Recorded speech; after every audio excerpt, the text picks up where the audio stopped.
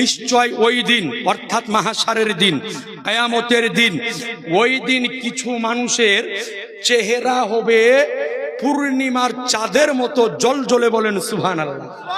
এরপরে আল্লাহ বলেন আর কিছু মানুষের চেহারা হবে কালো কুৎসিত।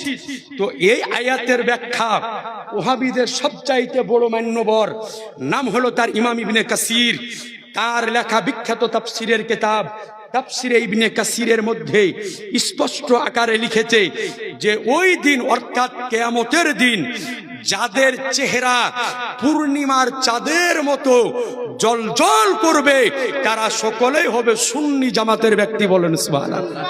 তাহলে বোঝা গেল যে আহলে সুন্নাত ওয়াল জামাত হলো একমাত্র পথ, একমাত্র মত, একমাত্র রাস্তা যেটা হচ্ছে নাজাত প্রাপ্তি, মুক্তি প্রাপ্ত এবং জান্নাতি রাস্তা, বলেন সুবহানাল্লাহ।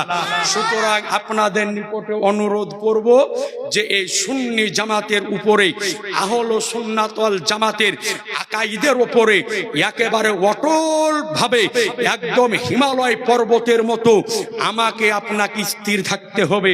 এ আজিজানে মুহতারাম, আজ আমরা আহলে সুন্নাত ওয়াল জামাতের মানুষ, আমরা যে কোনো মুহূর্তে আল্লাহর দরবারে দোয়া করি, করি কি করি না ভাই?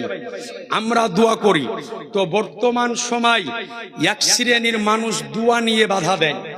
বিশেষ করে আমাদের পশ্চিমবঙ্গের উত্তর 24 পরগনা জেলার একটা ভেড়া মৌলবি আছে, তার বক্তব্য অনেকে আপনারা শুনেছেন।